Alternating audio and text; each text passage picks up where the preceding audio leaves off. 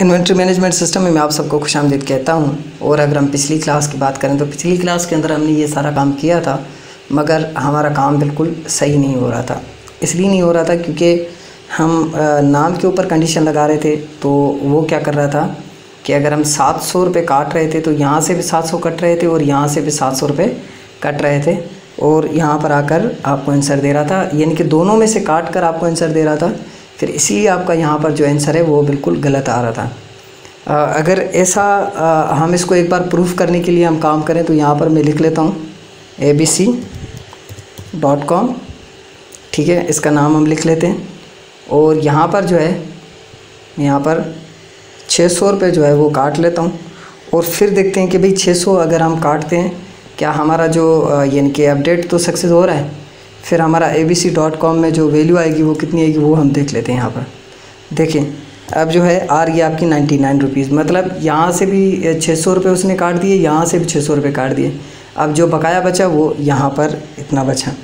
तो अब ये हो रहा था हमारा गलत, ठीक है, क्योंकि वो नाम तो सारा यानी कि आ रहा था। अब हमें क्या करना है, अब हमें देखना है कोई यूनिक फील्ड में से अगर काटे तो हमारी वैल्यू बिल्कुल सही आनी चाहिए। तो इसके लिए हम क्या करते हैं, इसके लिए हम ये लगाते हैं कि भाई वेयर की कंडीशन पर यहाँ पर कुछ इस तरीके से मैं सोच रहा था कि क्यों ना ये वाली मैं कंडीशन लगा कर देखूँ, मे भी पॉसिबल है कि इस कंडीशन में से जो है हमारा काम हो जाए।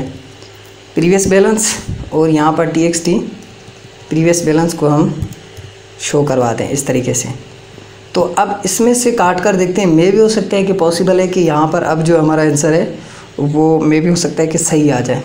थोड़ा सा मैंने चेंज किया था अपने यानी कि पॉइंट ऑफ व्यू को देखा था कि क्यों ना मैं अपना पॉइंट ऑफ व्यू थोड़ा चेंज करके देखूं कि भाई अगर इस तरीके से करते हैं तो हमारा आंसर जो है वो हमें सही आता है या नहीं आता। थोड़ा सा वेट करेंगे हम और फिर देखेंगे कि भाई जो यानी कि जो हमारी कटौती हो रही है वो सही हो रही है या नहीं हो रही। abc.com 99 रुपीज़ है इस वक्त हमारे पास, और यहाँ पर जो है हम 10 रुपीज़ जो है वो उसमें से काटना चाहते हैं। तो फिर आप देखते हैं कि भाई हमारा आंसर सही आता है या नहीं आता। मैं थोड़ा सा इसको जो है अपडेट कर लेता हूँ। अपडेट करने के बाद यहाँ पर दोबारा से abc.com लिखेंगे, यहाँ पर abc.com। अब तो यानी कि कटा ही नहीं। अब देखें, अब तो मेरे ख्याल में यानी कि इसने 10 रुपीज़ को काटा ही नहीं है। अच्छा, पहले ये कर लेते हैं कि भाई जब ये कट जाए ना तो हमें परेशानी हो रही है कि हमें बार बार सर्च करके देखना पड़ रहा है। तो सबसे पहले ये वाला मसला हल करते हैं कि भाई जब ये बैलेंस कट जाए तो हमें ये शो भी होना शुरू हो जाए डेटा ग्रिड व्यू के अंदर। तो इसको पूरा का पूरा ये जो है ना, इसको हम यहाँ से लेकर यहाँ तक जो है हम कॉपी करते हैं, Ctrl+C, और इसके नीचे जो है यहाँ पर एक फंक्शन में बना लेता हूँ पब्लिक,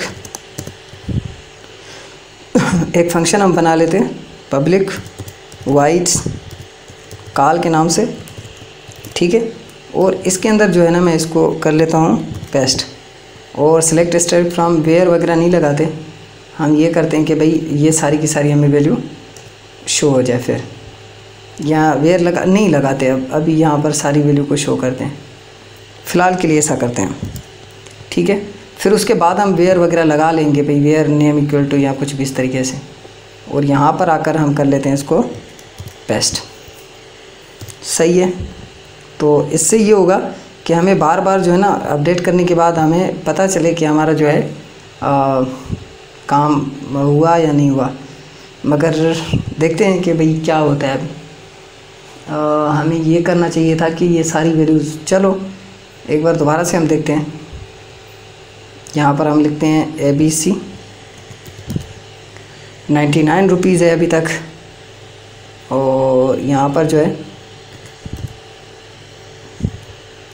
चलो 1000 रुपीज़ जो है मैं यहाँ से काटता हूँ और कॉल करते हैं। और नहीं, यहाँ पर ये जो है वैल्यू को बिल्कुल नहीं काट रहा, यानी कि हमारी वैल्यू बिल्कुल नहीं कट रही, यानी कि अपडेट नहीं कर रहा इसको। वैसे अपडेट बता रहा है मगर कर नहीं रहा, सही है ना। क्योंकि अभी देखें दोबारा से आप abc.com लिखेंगे तो वही वैल्यू आपको शो कराएगा। अब इसके लिए हम ऐसा करते हैं कि एक और मेथड को जो है यूज़ करते हैं। वो ऐसा करते हैं कि भाई यहाँ पर जो है इस टेक्स्ट बॉक्स में से भी नहीं कटा, यानी कि मैं यहाँ पर देख लेता हूँ एक बार, वेयर प्रीवियस बैलेंस माइनस हो जाए इसमें से, और वेयर कंडीशन हमारी काम नहीं कर रही, ठीक है, यहाँ पर वेयर कंडीशन काम नहीं करी। तो ऐसा क्यों ना करें कि जहाँ पर उसमें से ही काटना है ना हमने, तो जब ये हो जाए एक टेक्स्ट बॉक्स उठाते हैं यहाँ से, कंट्रोल+C कंट्रोल+V, और इस टेक्स्ट बॉक्स को जो है मैं यहाँ पर रख लेता हूँ फ़िलहाल के लिए। वक्ती तौर पे ऐसा करते हैं कि इस टेक्स्ट बॉक्स की हेल्प के थ्रू जो है ना हम यानी कि माइनस करने की कोशिश करते हैं। तो यहाँ पर मैं आ जाता हूँ और एक काम और कर लेते हैं हम, यहाँ से इसको मैं करता हूँ कॉपी, कंट्रोल+C, और यहाँ पर आकर करता हूँ मैं पेस्ट, कंट्रोल+V, और यहाँ पर जो है इस टेक्स्ट बॉक्स का नाम हम रख लेते हैं, मैं राइट क्लिक करता हूँ और txt टोटल कर लेते हैं हम इसको। कभी ऐसे भी करके देखते हैं, फिर देखते हैं कि काम करता है या नहीं करता। txt टोटल, ठीक है। अगर फिर भी नहीं करेगा तो हम, वैसे हमारे पास बहुत सारे मेथड्स हैं इनके थ्रू कर सकते हैं। अगर इश्यूज़ अगर आते हैं, प्रॉब्लम्स आते हैं, तो प्रोग्रामर वही होता है जो हर तरीके से उसको सॉल्व करने की कोशिश करे, हर तरीके से इसके ऊपर काम करने की कोशिश करे।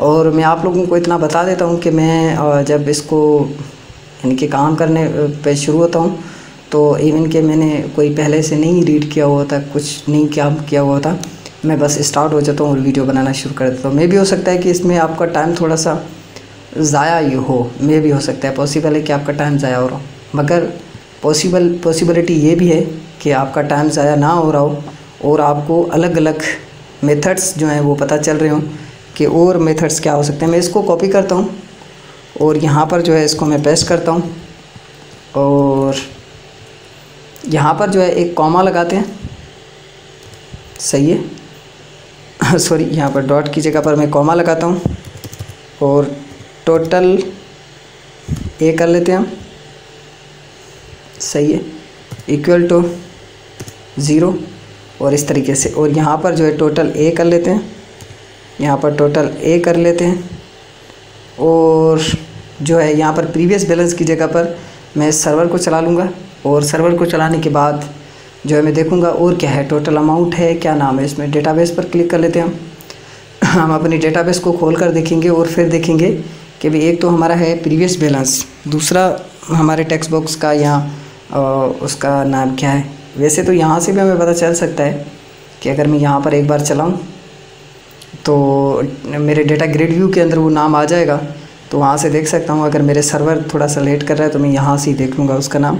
मेरे ख्याल में टोटल अमाउंट यहाँ कुछ इस तरीके से नाम होना चाहिए, ठीक है। मैं चाहूँगा कि मेरी कंडीशन जो है वो सही से काम करे, फिर नहीं तो हम यूनिक आईडी के थ्रू हम काम करेंगे या कोई और मेथड जो है उसको देखेंगे, क्योंकि हमने 2 मेथड्स देखे हैं और दोनों मेथड जो है हमारे गलत यानी कि रेस्पॉन्स में आ रहे हैं, हमें आंसर जो है उनमें से सही नहीं गेन कर पा रहे हैं। तो हमें क्या करना है, हमें तो यानी कि आंसर सही से मिलना चाहिए।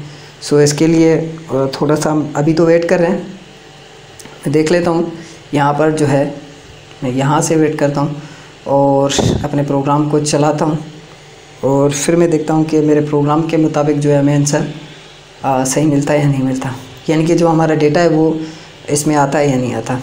और फिर हम करके देखेंगे अपडेट का काम ABC, और यहाँ से हम नाम पढ़ेंगे उसका, यहाँ पर है सिर्फ टोटल, ठीक है।